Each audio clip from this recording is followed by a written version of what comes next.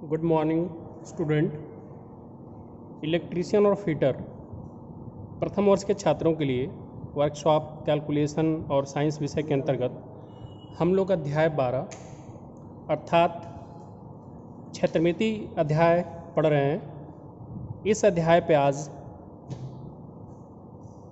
आपके लिए 19वां video class upload किया जाएगा और मेंसुरेशन चैप्टर का आज ये अंतिम अध्याय होगा। इससे पहले कि जो इतने भी वीडियो क्लास हैं उन सभी वीडियो क्लासेज में हमने इस अध्याय से संबंधित जितनी भी ज्यामितीय आकृतियाँ थी उनके बारे में विस्तार से उसके क्षेत्रमिति के बारे में चर्चा किया और उस पे अलग अलग से असाइनमेंट भी हमने हल करके देखा। आज हम जिस आकृति के बारे में चर्चा कर रहे हैं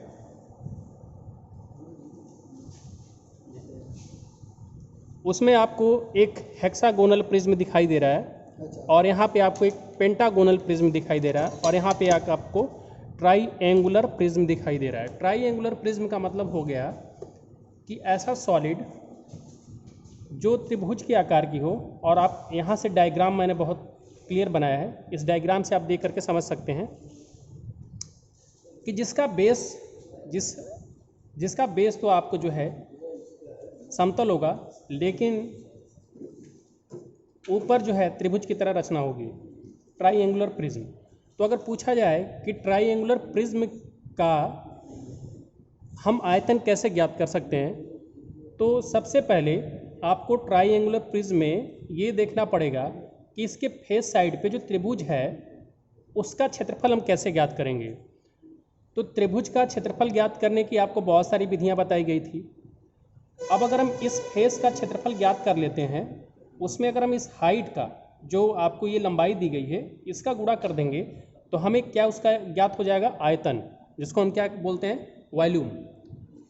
इसी प्रकार से जो हमने आपको सिद्धांत आपको ट्राईएंगुलर प्रिज्म में समझाया है वही सिद्धांत हम कहाँ पे अप्रोच कर लगाएंगे, पेंटागोनल प्रिज्म में। अब पेंटागोनल प्रिज्म में जो आकृति आप दिखाई दे रही है इसके जो दोनों पार्श्व सिरे हैं वो पेंटागोनल के आकार के होंगे, अर्थात पंचभुज के आकार के होंगे। अब अगर पंचभुज के आकार का कोई सॉलिड पात्र है, कोई ठोस पात्र है, तो उससे उसका आयतन पूछा जा सकता है।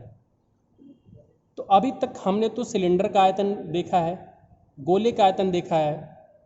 अब हम देखेंगे कि हम पेंटागोनल प्रिज्म का आयतन कैसे ज्ञात कर सकते हैं। तो देखिए, जो आपको एक पेंटागोनल का ये फेस दिखाई दे रहा है, इस पेंटागोनल प्रिज्म का हम पहले क्षेत्रफल ज्ञात कर सकते हैं। और जो अप्रोच हमने, आप तरीका देखिए कि तरीका हम क्या लगा रहे हैं। अगर आप तरीका सीखते हैं तो आपको किसी भी प्रकार की ज्यामितीय आकृति में कोई भी क्षेत्रमिति ज्ञात करने में बड़ी आसानी हो जाएगी।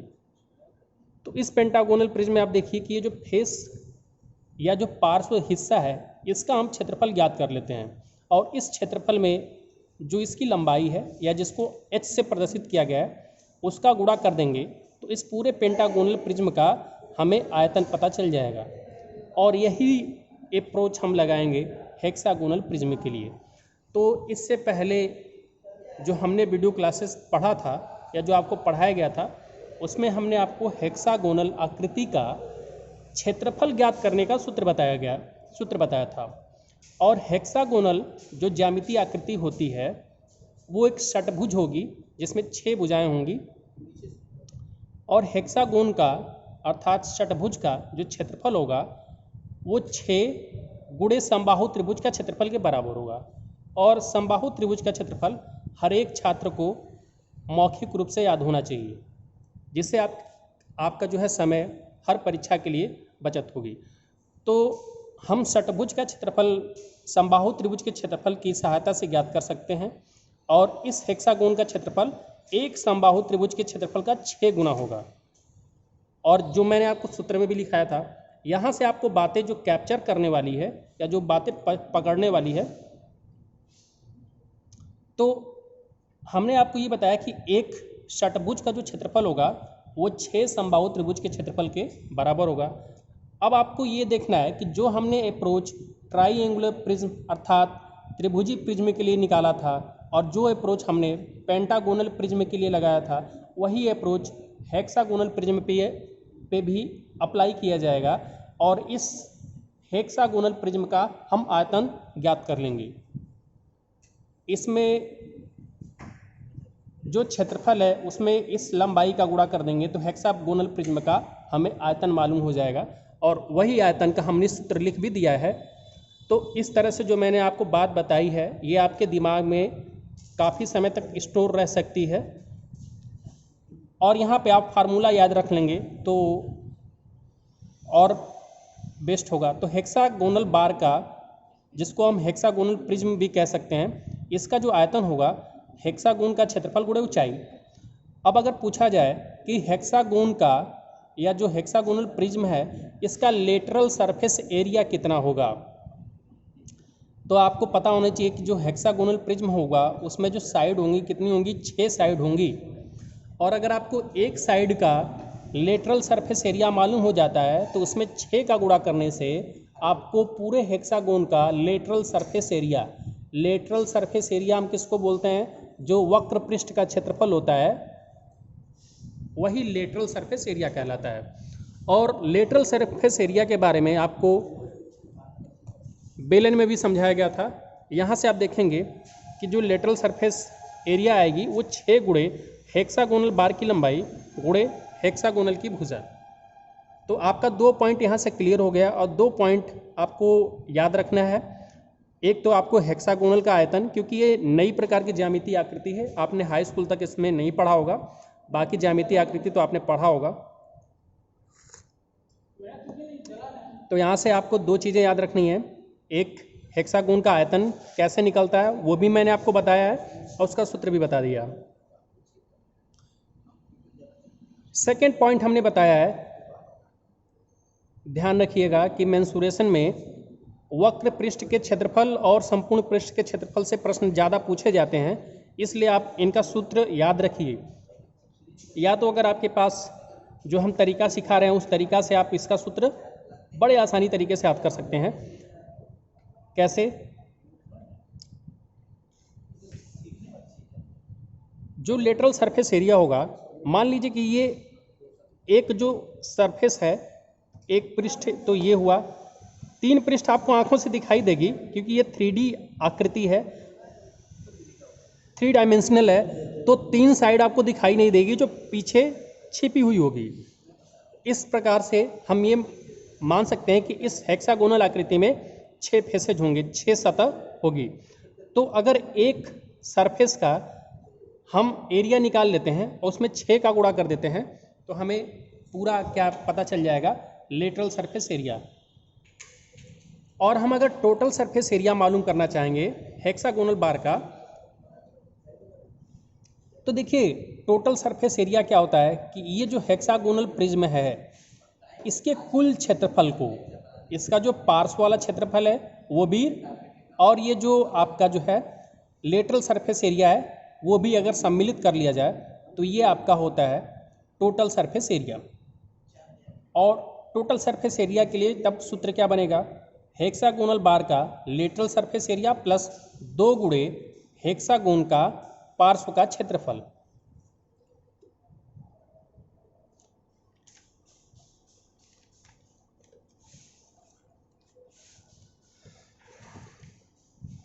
अब आपके लिए जो अगला ज्यामितीय आकृति है ये कोन है। कोन का मतलब शंकु। और 3D में अगर आपको शंकु देखना है तो आप इसको, जो बर्थडे कैप होती है, बर्थडे पे जो टोपी लगाई जाती है वो एकदम शंक्वाकार होती है और उसी को हम क्या बोलेंगे, कोन पिरामिड बोलेंगे, और वो 3D आकार में होती है। एक तो आपको 2D में आपको कोन पढ़ाया गया था शंकु, उसका आयतन के लिए सूत्र बताया गया था। यहाँ पे हम 3D में जो कोन पिरामिड है उसके बारे में चर्चा करेंगे। तो कोन पिरामिड का जो आयतन होगा, आयतन को हम V से प्रदर्शित करते हैं, ये कितना होगा, 1/3 पाई r स्क्वायर h।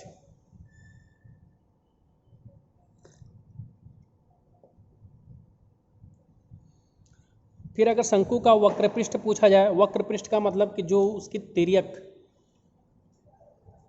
मतलब जो उसका सरफेस होता है उसी को हम वक्र पृष्ठ बोलते हैं। तो शंकु का वक्र पृष्ठ का जो एरिया होगा वो पाई गुणे आर गुणे एस होगा। और एस क्या है, ये तिर्यक लंबाई है, उसी को एस से प्रदर्शित किया गया है। और अगर शंकु का संपूर्ण पृष्ठ पूछा जाए तो संपूर्ण पृष्ठ का क्षेत्रफल क्या होगा, लेटरल सरफेस एरिया में अगर हम आधार का जो क्षेत्रफल है इसको भी जोड़ देंगे तो शंकु का संपूर्ण पृष्ठ का क्षेत्रफल मिल जाएगा। तो आधार का क्षेत्रफल क्या होगा, आधार चूँकि सर्किल के आकार का होगा तो वो पाई आर स्क्वायर हो गया, और लेटरल सरफेस एरिया कितना है, पाई आर एस। तो यहाँ से पाई आर दोनों में से कॉमन ले लेंगे तो शंकु का जो टोटल सरफेस एरिया का सूत्र बन जाएगा पाई गुणे आर ब्रैकेट में आर प्लस एस, जहाँ पे आर क्या है, आधार की त्रिज्या है, और एस क्या है, शंकु की तिर्यक लंबाई।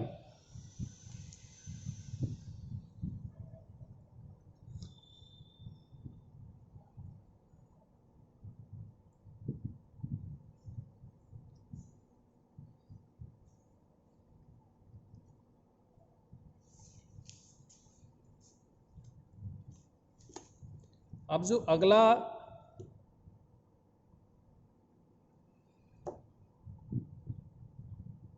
पिरामिड है उसको हम फ्रस्टम ऑफ अ कोन बोलते हैं।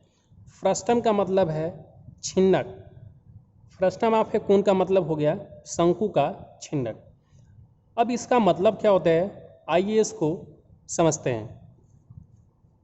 तो देखिए, जब एक शंकु को इसके आधार के समांतर एक समतल प्लेन द्वारा कट किया जाता है और ऊपर का पार्ट हटा दिया जाता है, तब जो आकृति मिलती है उसको हम शंकु का छिन्नक बोलते हैं।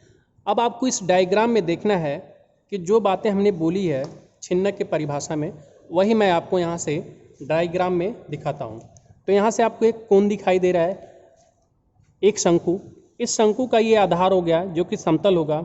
अगर इसी समतल के समांतर एक और प्लेन के द्वारा, समतल प्लेन के द्वारा शंकु को यहाँ से कट कर लिया जाए और ऊपर का पार्ट हटा दिया जाए, तो ये जो शेष आकृति बचेगी उसी को हम क्या बोलेंगे, छिन्नक बोलेंगे, जिसको इंग्लिश में फ्रस्टम बोला जाता है। फ्रस्टम ऑफ ए कोन या शंकु का छिन्नक। तो आप यहाँ पे देखेंगे क्या कि अगर हम शंकु को जो परिभाषा में बताया गया है उस प्रकार से कट कर लेते हैं तो आपको एक नीचे भी सर्कुलर प्लेन दिखाई देगा और इसके शीर्ष पे भी एक सर्कुलर मतलब कि गोलाकार प्लेन दिखाई देगा। और नीचे का जो बॉटम का अर्थात जो आधार का सर्कुलर प्लेन है उसका डायमीटर हम कैपिटल डी मान लेते हैं, और जो ऊपर का सर्कुलर प्लेन है जो गोलाकार वृत्त है उसका डायमीटर स्मॉल डी मान लेते हैं। तो जो छिन्नक का टोटल सरफेस एरिया होगा ये क्या होगा, पाई एल ब्रैकेट में आर प्लस आर।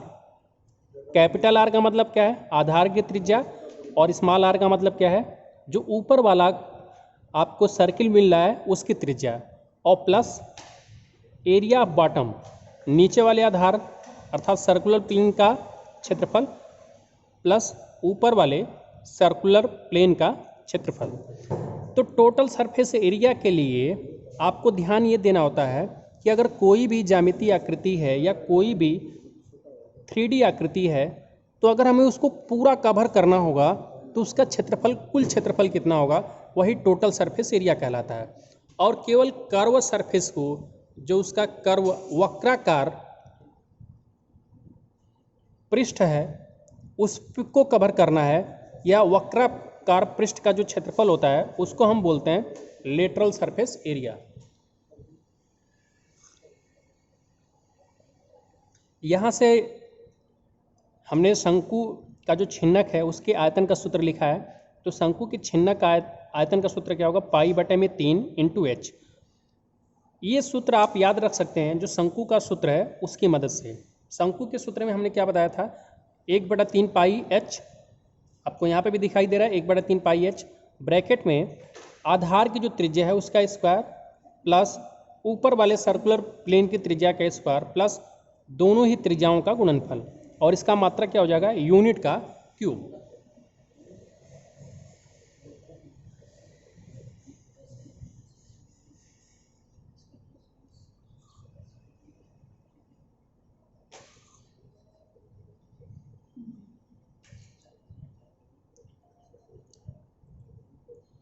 अब हमारी जो अगली ज्यामितीय आकृति है उसको हम इंग्लिश में सिलेंडर बोलते हैं और हिंदी में बेलनाकार बोलते हैं।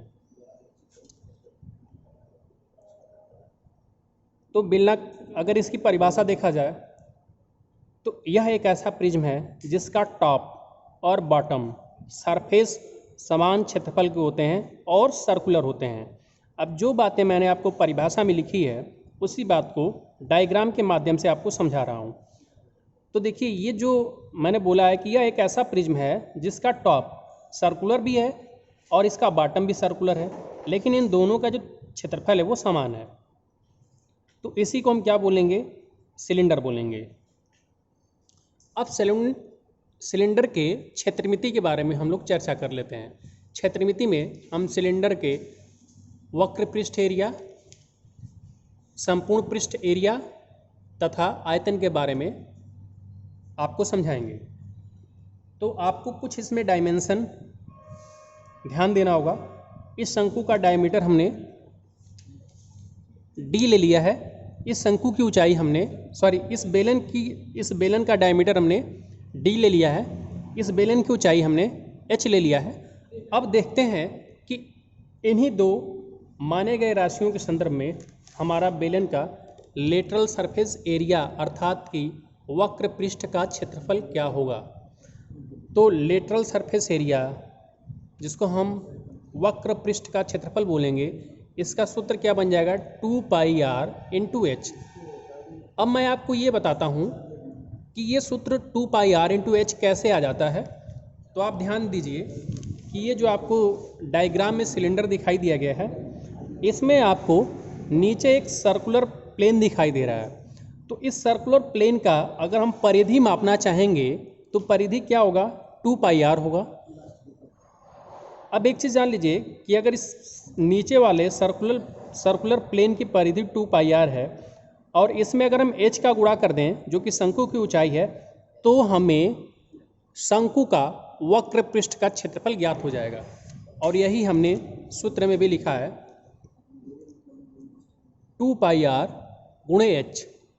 तो आपको ध्यान रहेगा, जिस विधि से मैंने आपको समझाया है कि अगर आप भूलते भी हैं तो आपको रचना दिमाग में आ जाए और आप इसका सूत्र खुद से डिराइव कर सकें। ऐसा एक दो बार आप समझ लेते हैं तो आपको ये फार्मूला कभी भूलने की ज़रूरत, कभी भूल नहीं पाएंगे। तो लेटरल सरफेस एरिया का सूत्र हो गया 2πr × h। Total surface area का सूत्र हो जाएगा 2πr × h, अर्थात कि लेटरल सरफेस एरिया का फार्मूला और प्लस उसी में हम शामिल कर देंगे क्या? जो उसका टॉप का क्षेत्रफल है और जो उसका बॉटम का क्षेत्रफल है। तो 2πrh + 2πr², तो 2πr कॉमन हो जाएगा और r + h हो जाएगा। तो ये हो गया टोटल सरफेस एरिया। और सिलेंडर का जो आयतन होगा वो πr² होगा।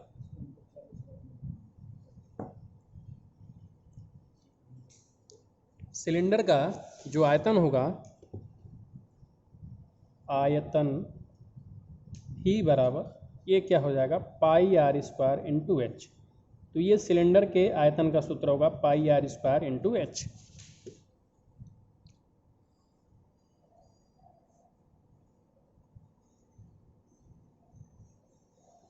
तो आज के लिए इस वीडियो में इतना ही।